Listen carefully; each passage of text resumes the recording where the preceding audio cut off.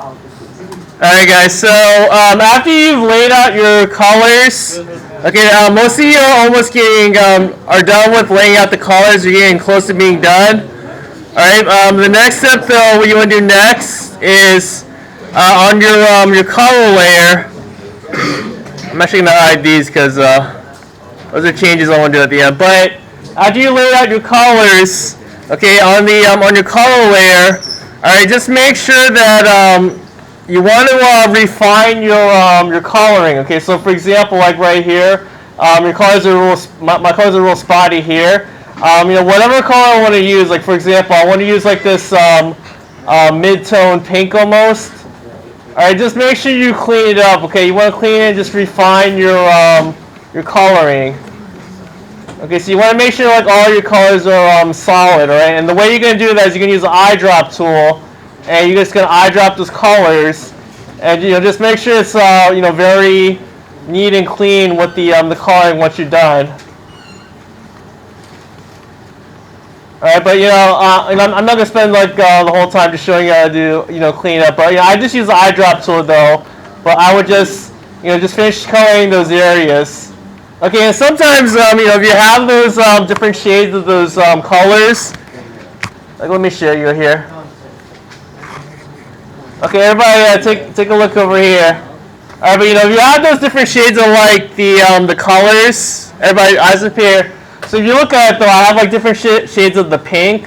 I have like more of a vibrant, rich pink, and then some of the lighter pinks. Okay, you can have those different mixes of those colors. Okay, because sometimes having those mixes of the colors when you're working on it adds a little more value or interest to the picture. Okay, so I do highly encourage you to use the eyedrop tool. And just color in those areas. Do mix it up a little bit. Don't just use the same color, but use like different shades and tones of those colors when you're coloring in those areas. Because that's what's going to make the drawing a little more interesting is when you mix in more of those colors. All right, but all you're going to do is you're just going to color in those areas.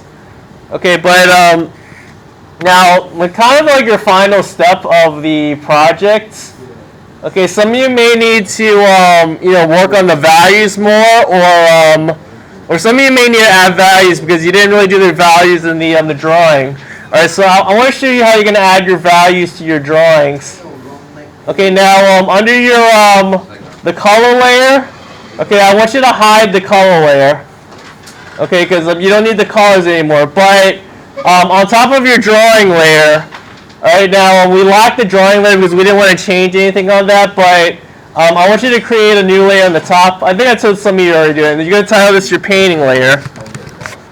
Okay, and then on this layer here, this is where you're going to do your digital painting. Alright, but just so things don't get complicated though, I want you to just stick with just the values. Okay, so whenever you're doing your digital painting, I do want you to hide the color layer, okay? Because if you try to do like your digital painting with your colors, it's gonna get very confusing, especially like if you're trying to use like this red and those different tones. Okay, so you want to keep things simple. So on your painting layer, I would just hide the color layer and just work with the values you have on this your drawing here. Okay, now if you did some shading with your picture, you already got some of your values here. Alright, but for example, if you didn't do any of your digital painting, okay, you're going to need to create a completely new palette. So, I would eyedrop one of the browns here, but if you click on this tab here, you're going to have those different values that you need. So, I want to do a mid-tone brown up here. I'll make a mid-tone brown. I can do a dark brown. Alright, and then you can do a royal dark brown down here. Alright, but you gotta have at least 3 different values. Then you're gonna have your white here that you can use. Alright, but if you did a little bit of shading though, you already have your values already set for you. So, I don't really need eyedrop up here. I can actually eyedrop down here on my my painting. But alright, but this is basically what you're gonna do for your digital painting.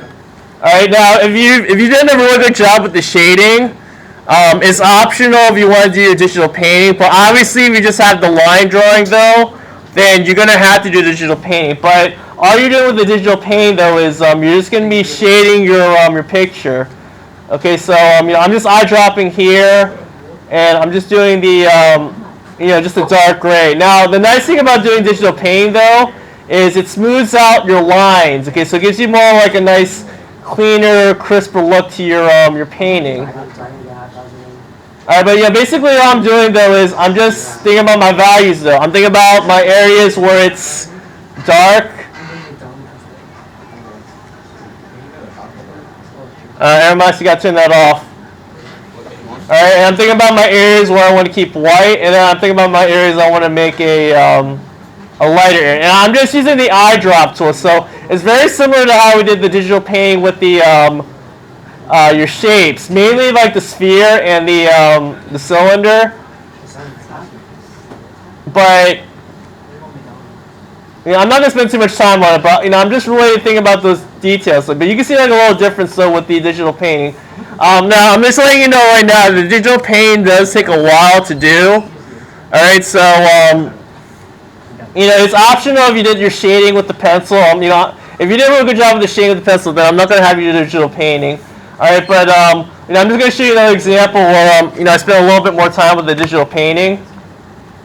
So everybody take a look up here. So this one in this picture here, I spent a little bit more time with making my brush marks, and I do recommend using the hard edge brush here, the hard edge brush where you can change the your values and just use the 30 opacity. But this one I just did this all in digital painting. There are some pencil marks that are showing, which is fine, but you can kind of see a difference still with like the different effects, depending on how you want to do it. Right, even like the background here. So everybody take a look at the background. So this one's like just with the pencil drawing, and then this one's with the digital painting. Okay, so if you didn't do any shading for your drawing. So, those of you that didn't do any shading, if you look at my background here, this is with the pencil, and then this is with the your values. Okay, you're going to have to do your shading on your drawing layer, or not the drawing layer, on your painting layer.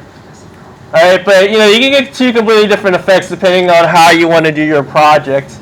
And this is how it's going to look with your colors. So, if you keep everything in your colors layer, your colors should blend in nicely with your values.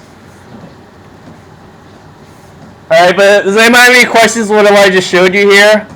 Any questions? Okay, just make sure that you separate everything into a different layer. You're going to have one layer be, I'm going to delete some of these layers because I don't need these here. This is stuff I messed around with. You're going to have one layer be your color layer. That's where your color is going to be. You're going to have one layer be your drawing. And in some cases in your color layer here, if you look at just the colors, I'm doing a little bit of digital painting on my color layer. Alright, and then you're going to have one layer be your painting layer. Alright, but you want to make sure to organize it in those three different layers. Alright, any questions?